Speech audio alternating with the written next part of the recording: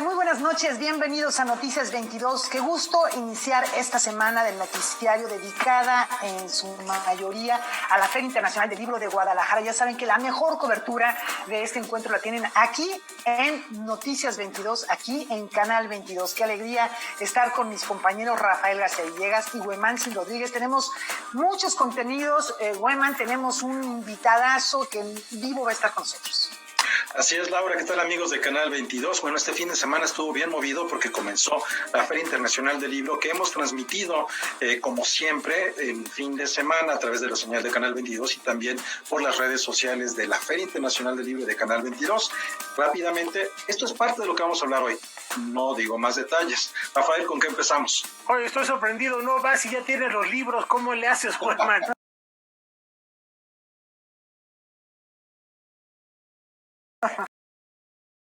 ¿Cómo estás? Hola Laura Regis, también de Traducción de Lenguas de Señas Mexicana, qué gusto que nos acompañen. Y en efecto, en un año que ha sido extraño, que podríamos definir como tal, también hay una versión distinta de la Feria Internacional del Libro porque se realiza de manera virtual, 34 años dedicados a reunir a los mejores autores, a los mejores editores, todo lo más destacado de la literatura. ¿Y qué pasó el sábado que estuvimos transmitiendo en vivo en la inauguración? Este es el resumen.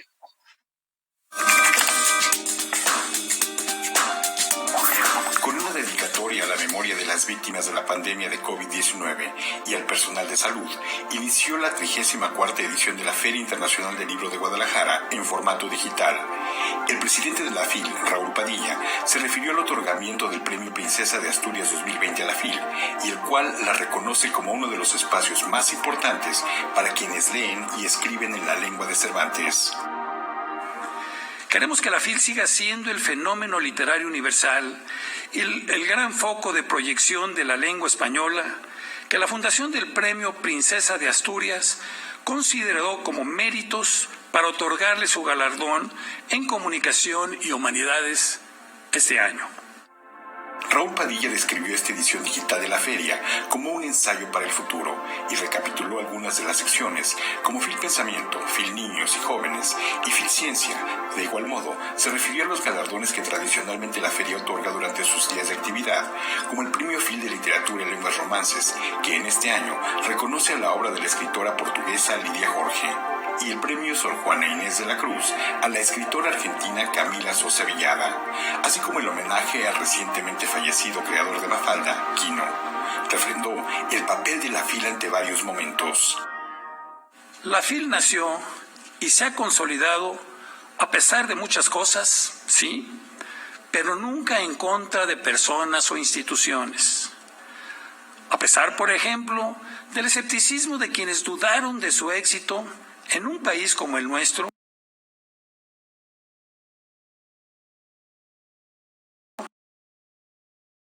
de que se impongan criterios de qué libros sí valen, de qué ideas sí importan o de qué discursos sí deben escucharse. No podría ser de otra manera. Los libros son, en esencia, vehículos de la libertad y enemigos de cualquier tipo de fundamentalismo. Durante su intervención, también se refirió al embate en la inversión en educación, ciencia y cultura que el COVID-19 ha ocasionado en nuestro país. Pero hay mucha preocupación de que esto no sea algo temporal y sí, una política que llegó para quedarse.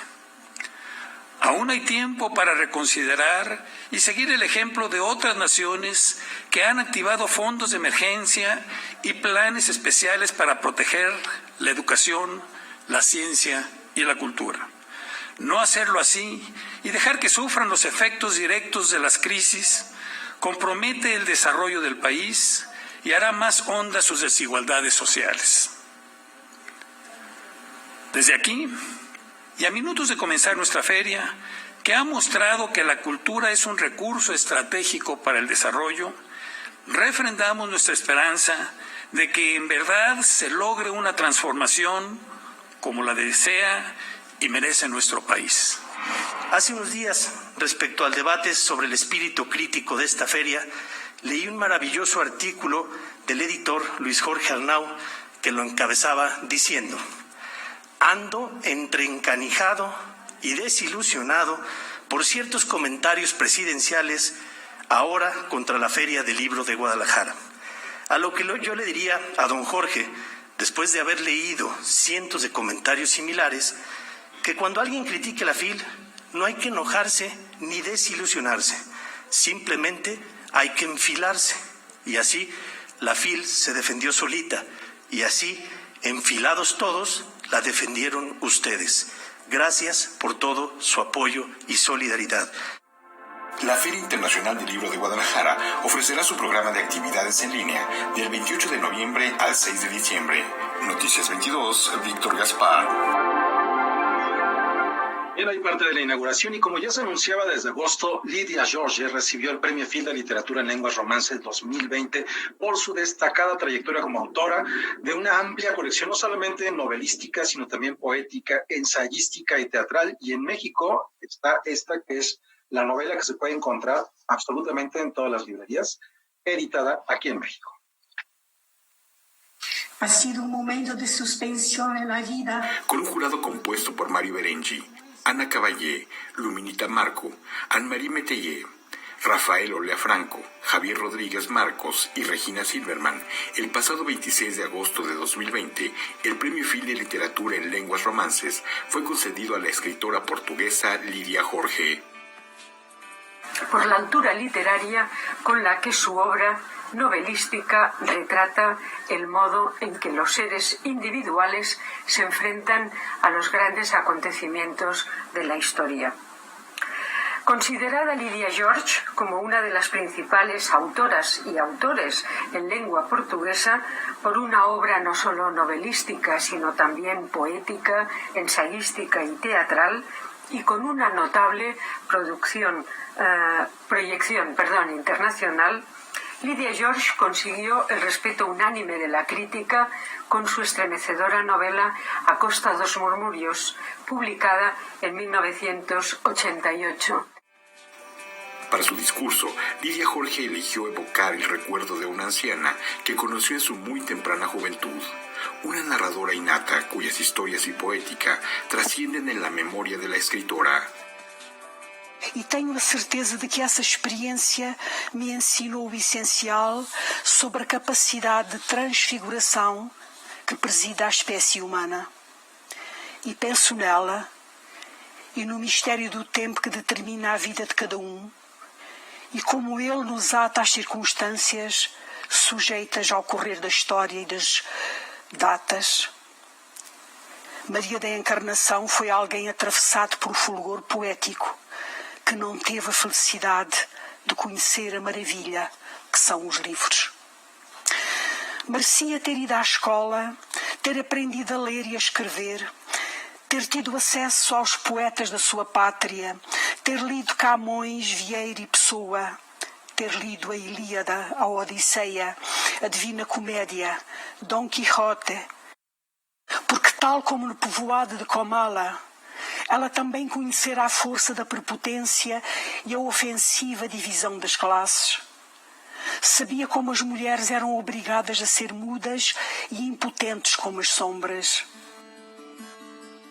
Es en la figura de María Encarnación que Lidia Jorge también encuentra el impulso vital del lenguaje y la literatura, de la cultura y de un sentido humano. O que é a literatura, senão a prova de que além de nós mesmos, através da linguagem, nós somos outros? Sendo essa força da alteridade não só o motor da beleza, como a base da compaixão. Por isso ela, ó mero involuntário, que imagino ressuscitada de modo a ter assistido já adulta à entrada do século XXI, seria a figura certa para dizer àqueles que tenham o poder de decidir que as artes faladas serão o salvo-conduto para a harmonia na civilização do futuro. A arte que usa as línguas. A arte que usa as línguas. Que devemos estar preparados para saber conviver com a parte deste novo mundo que significa deterioração.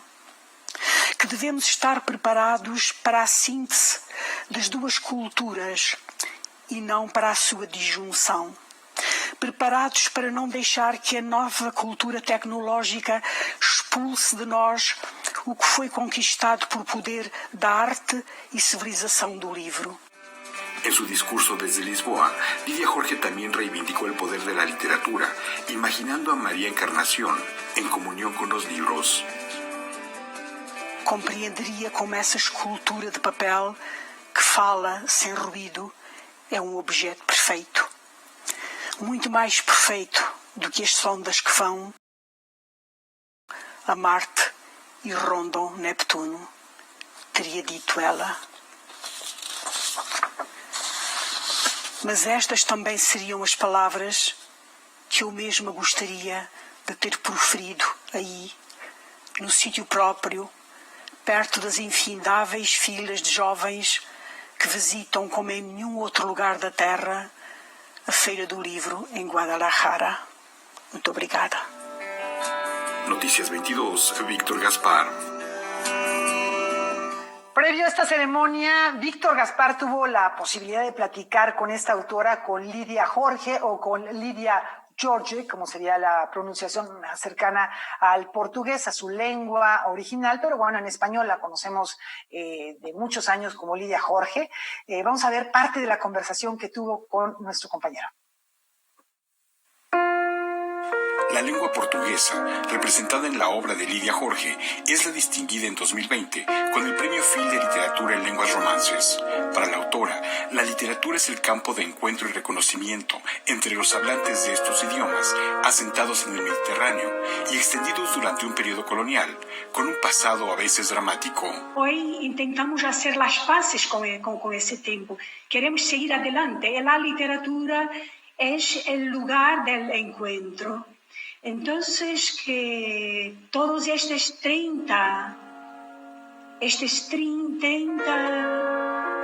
escritores que han ganado ese premio representan sus literaturas y sus lenguas. Eso significa que estamos dentro de una especie de arca de alianza.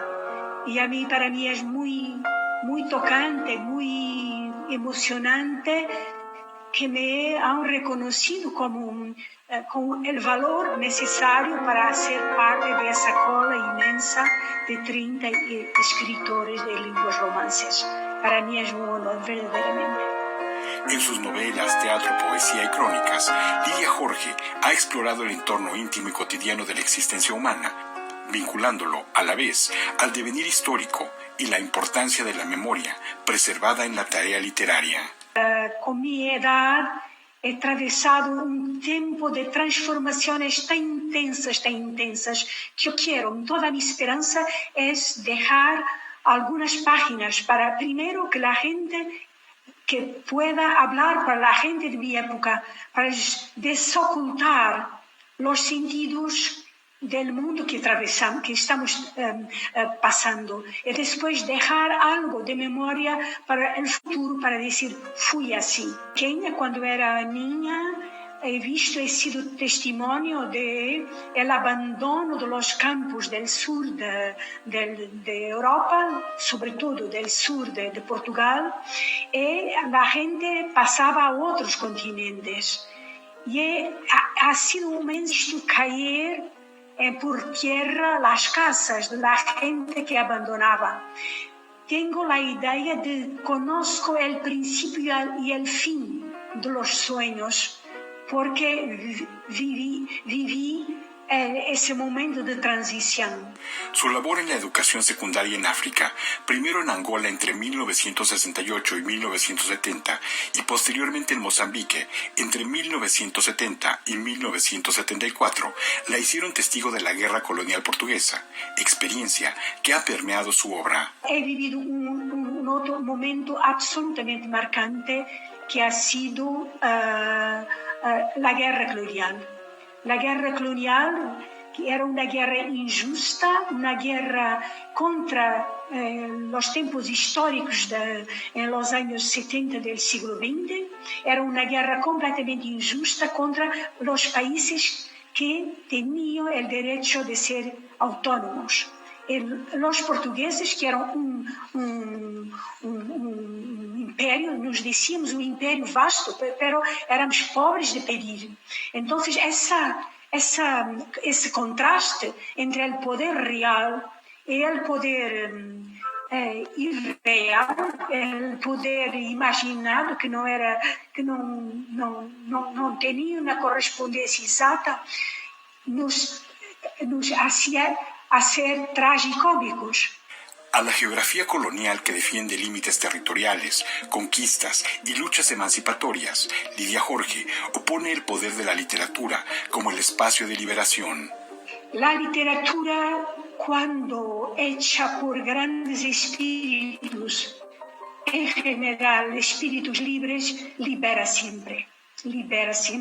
Es un campo de encuentro, es un campo donde la humanidad se encuentra. Y esto no es una figura de retórica, es la verdad. Es donde no hay razas, donde no hay nacionalidades verdaderamente, porque mismo cuando un combate por la nacionalidad dice que hay valores más altos que eso. Es sobre todo un campo de creación de belleza, y la belleza llama la paz. Pero también la exploración literaria sobre el colonialismo se plantea en su literatura como la posibilidad de evidenciar poderes totalitarios. Hay hoy una literatura que se puede decir alrededor de las antiguas colonias, que es una literatura de encuentro, una literatura de comprensión de cómo se ha desarrollado la gran injusticia, la gran traición entre unos y otros, cuando nosotros éramos ambos, de los ambos lados, víctimas de un poder autocrático y de un poder totalitario. Tanto los pobres de Portugal, los pobres de África, éramos todos víctimas de los mismos verdugos. Todos éramos víctimas. La literatura sigue diciendo eso, de lado a lado. Noticias 22, Víctor Gaspar. La literatura hecha por los libres nos hace libres también a nosotros. Profundas reflexiones de Silvia Jorge. Qué honor, de verdad, poder escuchar y platicar con ella, con Lidia Jorge. Y no se olvide que también es protagonista del Encuentro de 1000 Jóvenes, que mañana les platicaremos detalles de precisamente que tuvo con tantos personajes, que se va a transmitir en Canal 22 el próximo miércoles 2 de diciembre, así que estén muy al pendiente de nuestra programación. Por lo pronto nos vamos a una brevísima pausa y tenemos mucho más aquí.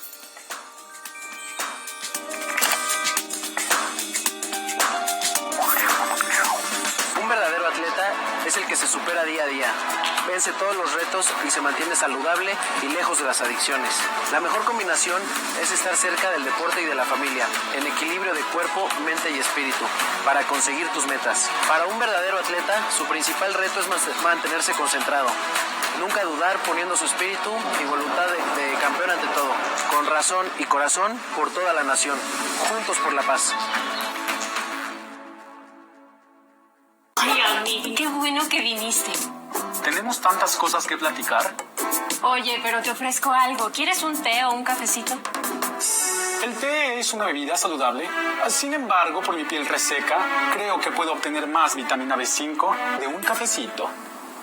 No, pues el que sabe, sabe. Cuando conoces, decides mejor. Estas próximas elecciones, infórmate para tomar la mejor decisión en www.ism.mx, porque quien sabe, sabe.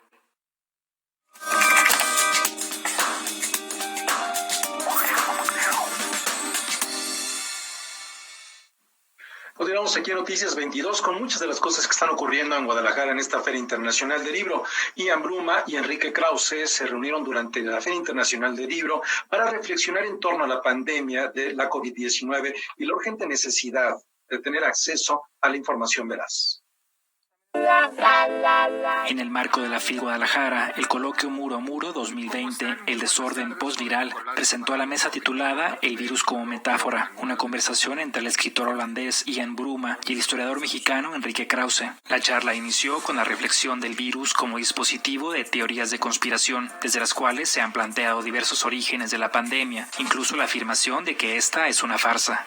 in that in the age of the internet, when there are a million explanations for everything, ranging from the completely crazy to at least rational propositions, people really don't know what to think or to believe anymore.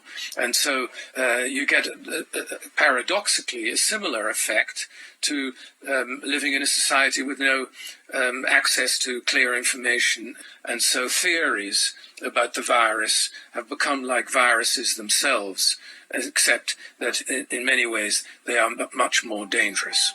El intelectual mexicano inició su participación poniendo sobre la mesa la falta de conciencia histórica de las epidemias y pandemias que han azotado a la humanidad y llamó a potenciar la ciencia. I hope it will be remembered that it will be remembered. That's the first thing. As a terrible tragedy that it is. When it comes to it, I hope its outcome can lead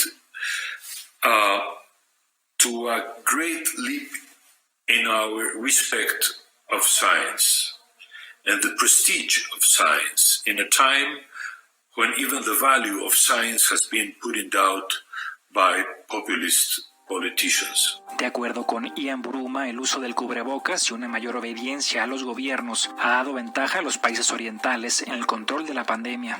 One of the reasons I think that in Japan and in Korea, South Korea, China, they've been more successful in containing corona is that they wear masks. And this is not an ancient tradition.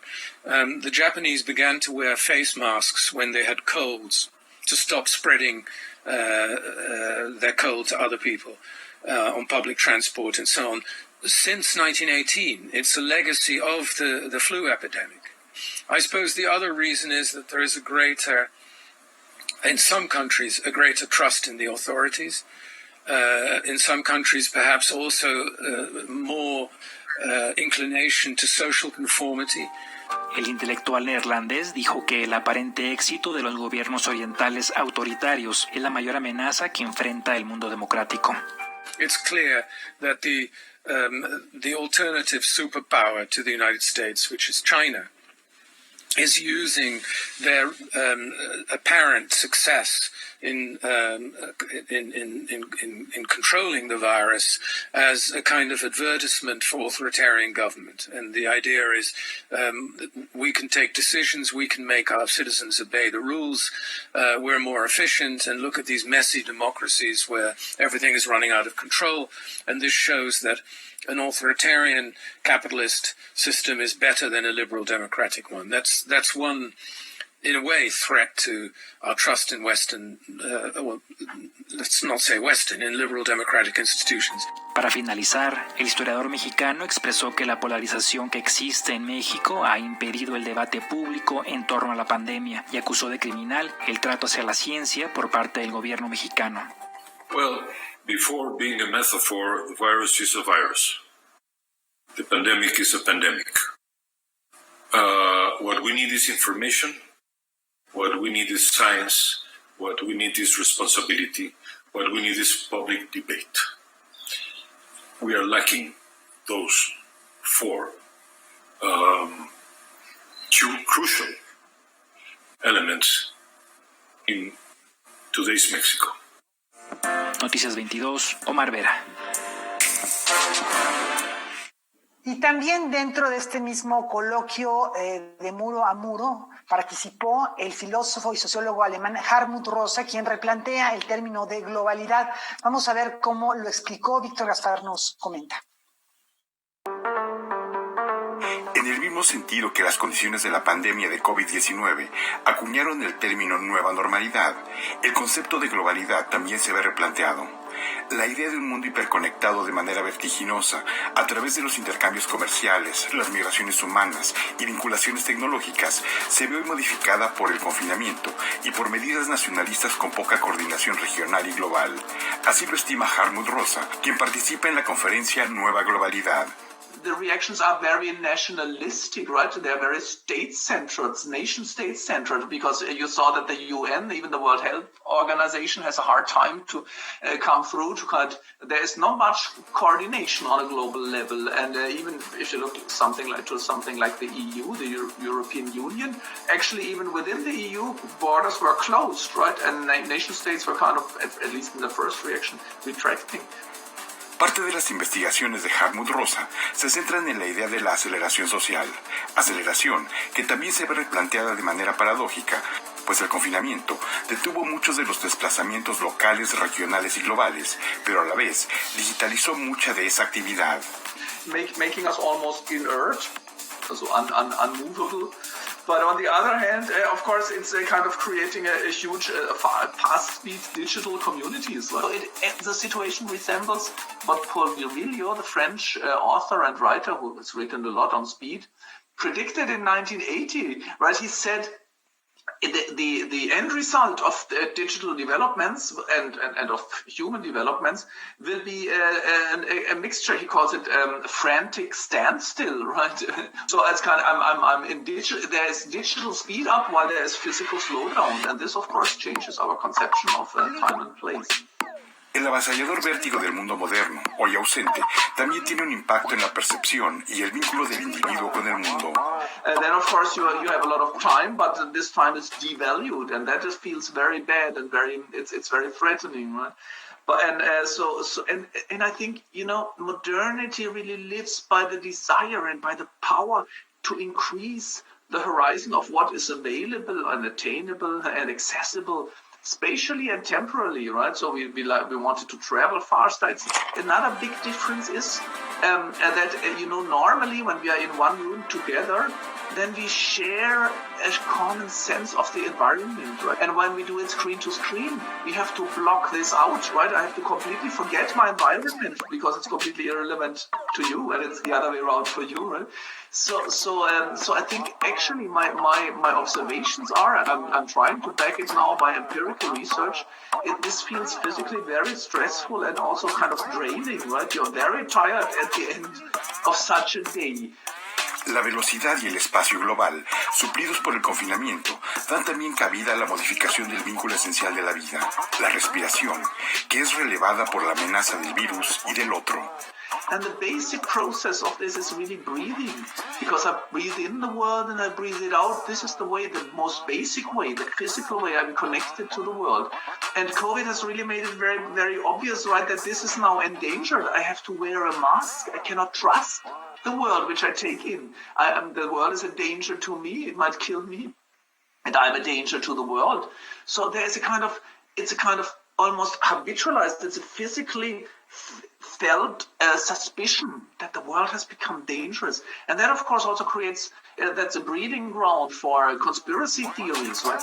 Un argumento recurrente ante la situación de la pandemia global ha sido aquel que evidencia las desigualdades de las sociedades en diversos ámbitos.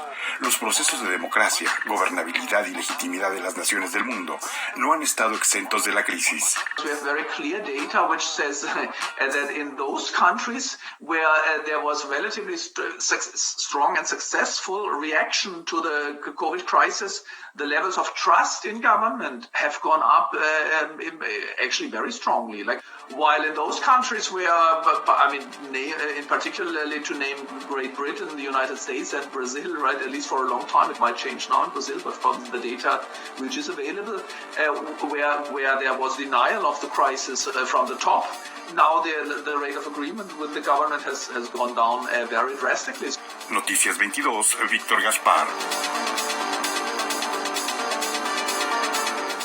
Y como parte de la Feria Internacional del Libro de Guadalajara 2020, se anunció el fallo de la segunda edición del Premio Anagrama Universidad Autónoma de Nuevo León de Crónica, Sergio González Rodríguez, que este año se declaró desierto.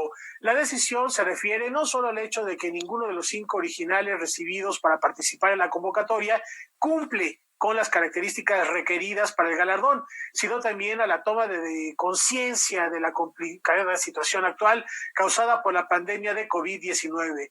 Por lo anterior, los organizadores consideran al fallo una oportunidad para que las siguientes ediciones se pueda celebrar en condiciones óptimas que permitan dar a conocer trabajos imprescindibles en el ámbito de la crónica periodística. En la primera edición, la obra ganadora fue Una dacha en el Golfo, de Emilio Sánchez Medivilla, que tuvimos aquí también la entrevista a propósito de esta obra, y el premio, recordemos que es organizado por la Cátedra Anagrama, que alberga la Universidad Autónoma de Nuevo León. Eso es lo que pasa, parte de lo que está pasando en esta FIL Virtual 2020, mi estimado Weman. Así es, Rafael. Bueno, vamos a hacer una pausa porque tenemos mucho más de la FIC que compartir para todos ustedes. Al término de este espacio informativo, Javier Aranda Luna iniciará la semana de Debate 22 y hoy va a recibir a la periodista Rosa Montero para hablar de su más reciente novela, La Buena Suerte. No se lo pierdes hoy a las 9 de la noche a través de la pantalla de Canal 22, terminando este espacio. Y otro anuncio de manera muy rápida que tiene que ver con estas dos obras enormes. Una recomendación para ustedes el día de mañana, martes 1 de diciembre, a las 12 horas, Canal 22 va a transmitir el homenaje a Quino de la Feria Internacional del Libro de Guadalajara. Y bueno, con esto, con un adelanto, un guiño, vamos a hacer una pausa y regresamos con más. Una anécdota que presencié personalmente. En la Feria del Libro de Frankfurt de 1998 me dijeron desde el stand de Portugal que Saramago, que estaba allí de visita, porque Portugal es el país invitado de honor ese año, quería conocerlo a Quino. Busqué a Quino, que por única vez en su vida había ido con Alicia, su mujer, a conocer la Feria de Frankfurt, y los presenté. Se estuvieron parados uno frente al otro en silencio un momento, hasta que finalmente Saramago dijo: Mafalda fue mi maestra de filosofía. Quino se ruborizó, como siempre es que se ruborizaba cada vez que escuchaba elogios, y más de una persona a la que respetaba tanto como Saramago, y atinó a comentar, bueno, no es para tanto, que era una de sus disculpas de siempre. Y Saramago agregó, debería ser obligatoria en las escuelas, pero no en las escuelas primarias, en las universidades. Y entonces Quino siguió ruborizándose. Conversaron un rato más, Saramago cortó la conversación porque tenía que irse al aeropuerto para partir de regreso a Portugal, y en ese momento, cuando llegó al aeropuerto, llegó ahí la noticia de que le habían dado el Premio Nobel de Literatura de 1998.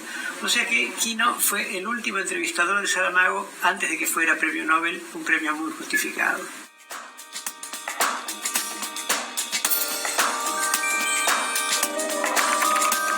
Bueno, pues estamos muy contentas aquí en Visión Periférica porque esta semana vamos a estrenar por fin el documental Morir de Pie. Una historia que nos cuenta que las verdaderas revoluciones se hacen en los espacios íntimos, en los espacios domésticos, y que no hay nada más revolucionario que el amor. Así es que en esta noche, en este estreno, me acompaña Irina Layevska, quien es protagonista principal de este relato. Gracias, Irina, por compartir tu historia. Les invito cordialmente a ver este documental y a pasar su propia revolución para acabar con los prejuicios. Una historia de amor y revoluciones. Muchísimas gracias. Nos vemos aquí en Visión Periférica. Fumaba mucha piedra. Pues no siento nada. No se me olvidan las cosas. Porque no me estoy entendiendo. No me gusta. Me quiero morir. Me quiero morir. Creo en Dios, sí. Mucho. Y pido por todos los de la calle, por la gente, ¿no?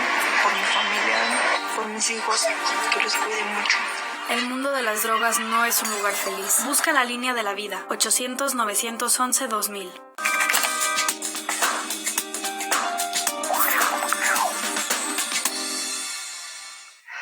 Recientemente, la organización, el Fondo Nacional de las Naciones Unidas para la Infancia, la UNICEF, dio a conocer que el 70% de los hogares que tienen niños habían visto reducidos sus ingresos y que esto estaba ejerciendo una gran presión en las familias, lo cual no ocurría en el caso de gente que vive sola, que vive en pareja, que no tiene niños, pues.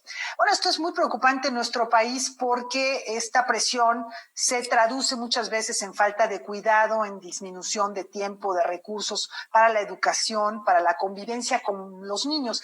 ¿Qué podemos hacer para enriquecer la vida de niños y niñas que están actualmente en casa, que llevan meses a lo mejor con clases en línea, sin la posibilidad de salir con sus amigos, con sus primos, con sus familiares. Bueno, tenemos la opción de las letras, los libros.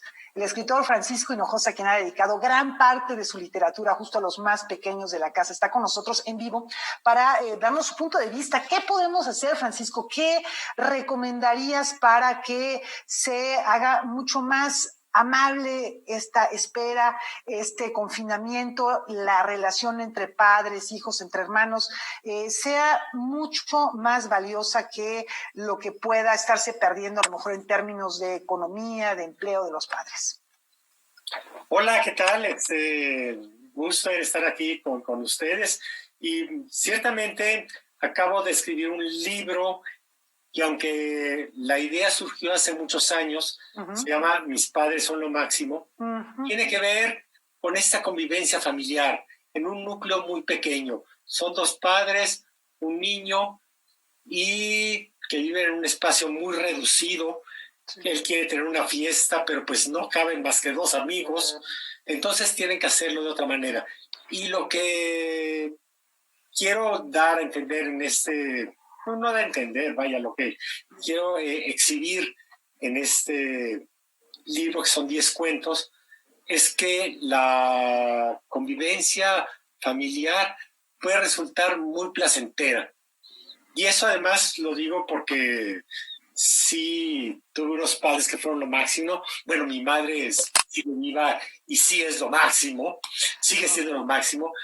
Pero en un espacio con 4 hijos, aquí en este caso del libro es uno solo, pero con 4 hijos que fuimos como sus últimos juguetes y su enfrentamiento con la realidad, pues tuvimos una infancia muy agradable, muy llena de sonrisas, y creo que en ese confinamiento al que estamos obligados y que pues no hemos vivido y que va a dejar marcado a todas las generaciones, y no digo nada más a los niños de preescolar, digamos, que ya empezaron a tomar clases en línea, hasta los más grandes.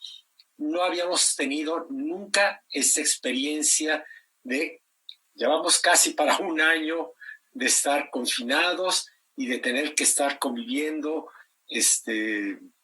pues con los nuestros y sin tener esa posibilidad de socializar que antes teníamos. Y ahora sí, Nico, la fórmula del doctor Funes, ¿verdad, Francisco? Nos libramos de esta pandemia. Platícanos, porque sabemos que este libro no llega solo. Hay otra publicación que estás estrenando también. Ciertamente, la otra es una publicación ya muy antigua que la escribí hace 35 años, se llama Los pinches chamacos, que ha tenido una gran variedad de representaciones en teatro, en cómic, ahora que salió, editado por Planeta, se llama Los Niños Perdidos, pero es un libro, es un cuento que se llama Los pinches chamacos, que quizás sea como el otro ícono que tengo así de mis libros, uno para niños que es la peor señora del mundo, y el de Los pinches chamacos. Y ya después de estar representándose en teatro desde hace 17, 18 años, ahora este año salió editado por Planeta en cómic, ilustrado por Fernando Llanos. Al respecto de eso, Francisco, ¿qué tal? Un saludo, Guemansi Rodríguez. Hace poco hablamos justamente por esta novela gráfica, y en esa conversación hay algo que a mí me interesa y tiene que ver lo que te preguntaba Laura hace un momento. Ha sido todo un éxito ese cuento cuando lo han llevado, cuando tú lo has leído en las escuelas, en escuelas secundarias. Y ahí es donde hay una gran pregunta. En otras partes del mundo, las librerías y las bibliotecas no han cerrado durante la pandemia porque las consideran esenciales. Aquí tenemos otro tipo de políticas, otro tipo de dinámica, otro tipo de población, otro tipo de bibliotecas. Pero sí es importante, o ha sido muy importante, ese contacto de lectura en voz alta tú lo has vivido en carne propia y de alguna manera te lo pregunto pensando en una propuesta a quienes desafortunadamente tienen a chicos adolescentes en este momento y el encierro debe de ser una cosa completamente terrible. ¿Qué mundos tú has comprobado que se pueden tocar con la lectura en voz alta? Y bien, con la lectura en voz alta, con la lectura personal que hace uno, lo acabo de vivir con unas ahijadas que tengo, lo veo con mi hijastro, lo veo con muchos jóvenes que sí tienen la templanza y la posibilidad de que los libros los acompañen. Pero creo que es una buena oportunidad, y no nada más los libros, sí me gustaría decir, los libros hacen comunidad, hacen familia, pero también hay muchas otras maneras de convivir en un círculo muy reducido, que puede ser la familia, o con aquellos que sabemos que nos hemos cuidado muy bien de este bicho horroroso, y que tiene que ver desde con juegos de mesa, con la música, con las películas, con las series, con la conversación que podemos tener a través de las distintas plataformas que tenemos ahora, el Zoom, de llamadas telefónicas, de chats, hay muchas maneras de convivir que creo que todavía nos pueden mantener vivos sin necesidad de salir a la calle, tener un reventón, sin protección, y que eso, por la desesperación que puede haber en la juventud, puede llegar a haber no solamente un contagio personal, sino hacia el otro, ¿no? Y creo que habría que aprovechar. Va a terminar pronto, yo tengo mucha esperanza en que esa vacuna llegue pronto, pero aún así va a haber sido un año que nos va a marcar a todos de cualquier edad, definitivamente.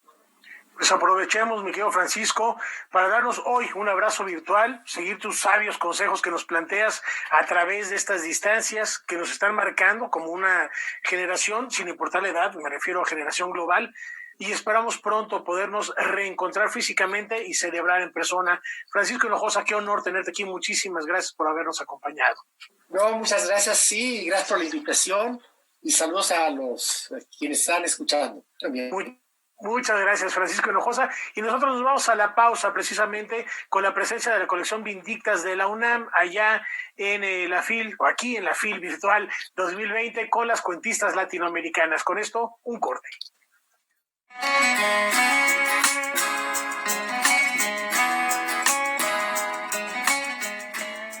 La colección Vindictas es un titánico ejercicio de memoria iniciado por Socorro Venegas, Jorge Volpi y Libros UNAM, para correr el velo patriarcal que omitió la obra de escritoras latinoamericanas del siglo XX. Escritoras exhumando escritoras, describió así la también autora María Fernanda Ampuero a esta labor de mapeo que ha construido al tiempo una red que hoy, con vindictas cuentistas latinoamericanas, cruza el Atlántico y estrecha lazos con el sello independiente madrileño Páginas de Espuma.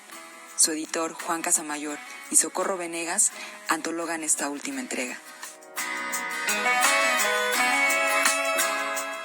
Descubrir escritoras que han permanecido al margen, que han permanecido silenciadas por condiciones machistas, por una mirada masculina que ha configurado un canon donde ellas han quedado fuera. Esta vindicación, como su nombre lo anuncia, lleva ya 7 novelas publicadas y ahora suma cuentistas como Magda Zavala, María Luisa Puga, Ilma Contreras, Mirta Yáñez, Mimi Díaz, Armonía Somers y Silda Cordoliani, nombres que ni siquiera figuran en aquello que se llamó el boom latinoamericano.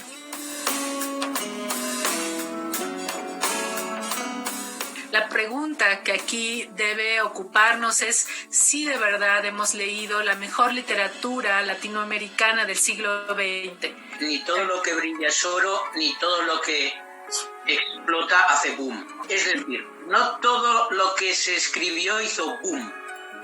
Lo que se trata no creo que sea de volver a hacer un boom, no me interesa, sino lo que me interesa es leer el 100% al menos del retrato literario de las décadas fundamentales del siglo XX, que en el fondo son las madres y las abuelas de las escritoras y los escritores que hay ahora y están invisibilizadas. Y aquí es donde esta colección de cuento y novela tiene también otras lecturas, porque al tiempo que se visibiliza el trabajo de esas abuelas y madres literarias, se pone sobre la mesa qué tanto de lo que producen hoy las autoras contemporáneas circula en la región. Que no venga nadie a hacer una antología titulada Vindictas 2, o sea, una antología, imagínate, que descubriera a los lectores, a Fernanda Melchor, a la propia Socorro, a Guadalupe Nettel, a Samantha Schweblin, a Mariana Enríquez, o sea, podríamos decir innumerables nombres. Y digo estos nombres a conciencia porque los nombres que hay en Vindictas son nombres así. Y siempre está allí la posibilidad del retroceso, siempre está allí la posibilidad de la borradura y la normalización de esa borradura. Pues no puede seguir siendo así. No es normal que vivamos a ciegas como si no existiera la mitad del planeta.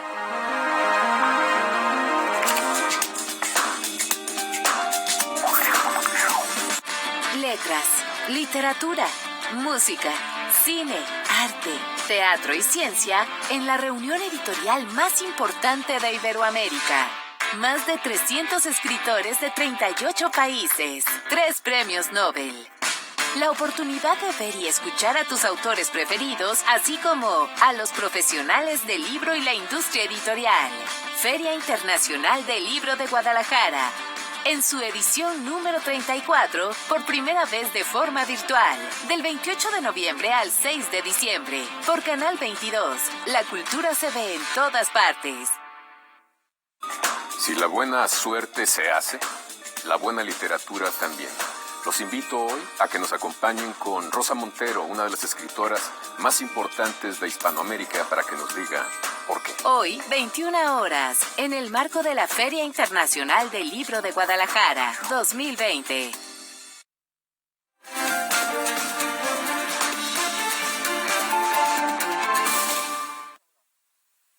Jorge Volpi presentó su nuevo libro Las agujas de mentes, que aparece bajo el sello de Almadía. Mariana Gajá se encargó de leer algunos capítulos, algunos fragmentos de esta obra que recorre los caminos de la vida, la poesía, el suicidio, que también está presente. Vamos a ver más.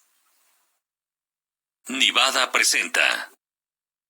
Si no lo hubiera hecho, jamás habría publicado nada. Silvia Plath es el personaje principal del libro Las agujas de mentes de Jorge Volpi. Esta obra de teatro, que espera ser llevada a los escenarios, nos revela cómo fue la vida entre Silvia Plath y Ted Hughes. Nuestra historia, la historia de las agujas de mentes y la historia detrás de ella, comienza un 18 de mayo de 1962. Para ese momento, Silvia Plath y Ted Hughes ya llevan varios años de casados, de un enamoramiento súbito, una relación que empieza siendo terriblemente pasional. Son dos figuras contrastantes, él inglés, ella estadounidense. Ella que carga tras de sí un historial de depresión que la lleva incluso a sufrir tratamientos de electrochoques en Estados Unidos. Silvia Plath, que lo que más le importaba era ser poeta, también quería ser una gran ama de casa, una gran esposa y una gran madre. Y todo esto ella va descubriendo la enorme dificultad que sufren las mujeres de su tiempo para combinar todas estas labores, mientras que puede dedicarse prácticamente solo a la poesía. La presentación del libro, publicado por Almadía, continuó con la lectura de algunos capítulos por parte de Mariana Gajá, pero también se pudieron escuchar textos de Silvia Plath, Ted Hughes, Asia y David Webber y Yehuda Amichai, con los cuales entendemos mejor la vida que tuvieron. Se vio enredada siempre en un círculo vicioso de ser amada y admirada por un hombre, ¿no? Y vista, reconocida, ¿no? Y pues pues nunca se pudo desenganchar, ¿no? Era también como una competencia con su esposo, con Ted. Nunca... Creo que Silvia se tardó en encontrar a alguien como que le llegara a su altura, porque ella sabía que era especial, ella sabía que era talentosa, ella se sabía inteligente. Silvia también tenía que padecer la propia violencia de Ted. Una violencia que era psicológica, pero que también, como sabemos ahora, era una violencia física. Parece que en varias ocasiones llegó directamente a golpearla. Por si eso fuera poco, la relación entre ellos era una relación que empieza con un enamoramiento súbito, pero que pronto también se vuelve una relación compleja de competencia, a veces sana y a veces cada vez también más drástica y violenta, entre dos poetas que se sabían igualmente geniales. Noticias 22, Alberto Aranda. No será la primera vez que las fuerzas ultra... Bien, y ahora pasamos a algo del séptimo arte. La Filmoteca de la UNAM nos invita a reflexionar sobre las múltiples circunstancias de la violencia a las mujeres. En su compromiso de mostrar que el cine es una poderosa herramienta de cambio social, la Filmoteca de la UNAM lanza la muestra internacional de cine de los 16 días de activismo contra la violencia hacia las mujeres y las niñas. Generar espacios de resistencia en contra de la violencia hacia las mujeres. Creo que es muy importante, junto a la concientización, la ejecución de políticas que atiendan el tema, y una de esas es precisamente el poner nuestro granito de arena exhibiendo cine y poniéndolo a disposición de grandes públicos que tengan que ver con el tema de la violencia de género y en particular contra niños y niñas, que es de lo que vamos a estar trabajando. Este proyecto conjuntó a exhibidores, distribuidores, festivales de cine, instituciones y canales de televisión. Es una alianza inédita entre Cineteca Nacional, el Instituto Mexicano de Cinematografía, la Filmoteca de la UNAM, el Instituto Goethe, The Anglo-Mexican Foundation, Ambulante, el Instituto Francés de América Latina, Cine Caníbal, ONU Mujeres México, el Canal 14 del Sistema Público de Radiodifusión del Estado Mexicano y el Instituto Mexicano de las Mujeres. Y lo que hacemos es que reunimos algunas historias sobre el abuso de poder hacia las mujeres en distintas manifestaciones y la lucha por los derechos y hacia una vida digna y sin violencia, que creo que es el tema más importante. El ciclo está compuesto por películas provenientes de México, Brasil, Francia, Alemania y Argentina. De la lista destaca Fukushima Mon Amour de Doris Dorier, Las desaparecidas de Astrid Domínguez, Tempestad de Tatiana Hueso, Lola de María Novaro y París, Texas de Wim Wenders. De forma presencial, las funciones se realizarán en Cineteca Nacional en el foro al aire libre bajo estrictas medidas de seguridad. Basta con consultar la cartelera en www.go.mx/InMujeres y llegar poco antes de las 19 horas para ocupar un lugar. Los títulos también estarán disponibles en Filmin Latino. Cada uno se podrá visualizar durante 24 horas. Noticias 22, Julio López. Bueno, esto que acabamos de ver también se circunscribe en los 16 días de activismo contra la violencia hacia las mujeres, que estaremos y venimos reportando desde hace algunos días y que por supuesto seguiremos dando cobertura. Y nos vamos a despedir con la otra parte de la FIL, que no puede faltar, las artes escénicas, la música, y este sábado se transmitió aquí en la pantalla de Canal 22 Madama Butterfly, una de las obras más célebres de gran Giacomo Puccini, este compositor italiano, una propuesta escénica de verdad memorable con la que los dejamos una probadita esta noche, Laura Weman, y seguimos celebrando la literatura y seguimos celebrando la FIL Virtual 2020. Y además con talento de Jalisco. Así es, y bueno, los invitamos a que no se pierdan la programación de Canal 22, en donde tenemos muchos contenidos de la FIL, y mañana pues tenemos todo el resumen aquí en Noticias 22. Muchas gracias. Oro.